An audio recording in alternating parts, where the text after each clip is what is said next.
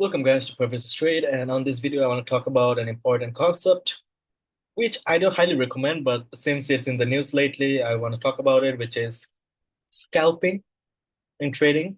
So scalping is basically doing a bunch of trades in a short period of time and trying to make small profits in every trade and trying to accumulate them to a larger profit margin.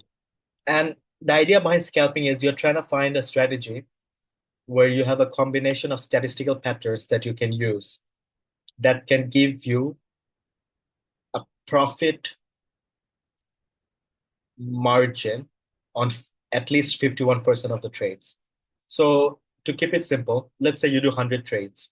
If your strategy of statistical combinations, pattern combination, whatever, MACD, RSI, Bollinger Bands, whatever you're using, if if those combination of indicators can produce your strategy where out of 100 trades, you're making money on 51 of the trades.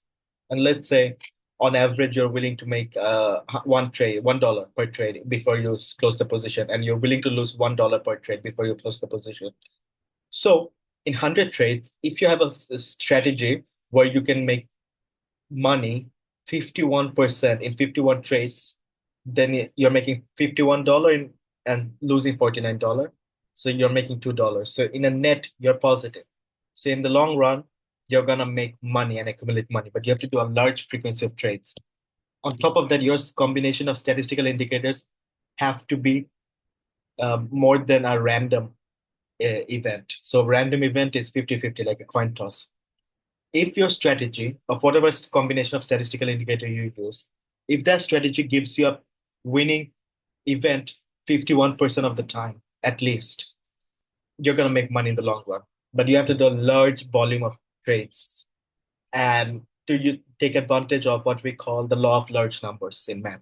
And the law of large numbers states that if you flip a coin, I'll keep it simple. If you flip a coin 10 times, you're not going to get five heads and five tails. Unlikely.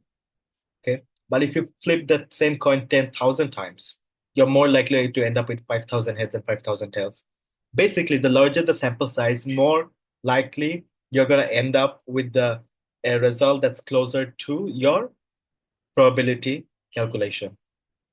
So if you want to have a strategy that has an edge that is profitable for at least 51% of the time, first you have to find out if the strategy is profitable 51% of the time. Second, you have to do that, implement the strategy thousands of trades.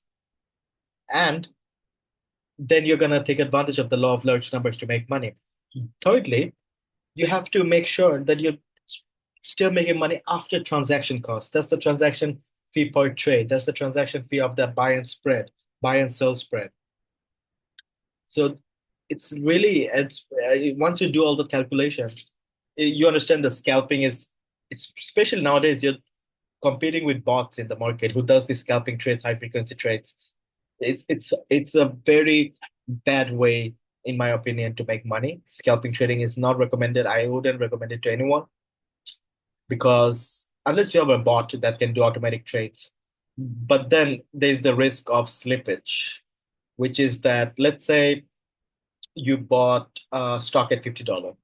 Okay, you're doing your scalping strategy. You bought a stock for $50. You put a stop loss so that if the price goes to $49, you're gonna sell it. So you're willing to lose at most $1. But there's no guarantee that the next sell order is gonna be at $49. If there's someone at the market who's willing to sell to the customer at $48,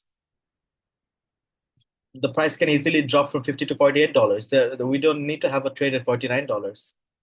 So you're gonna then end up making $2 loss. So that's what I mean.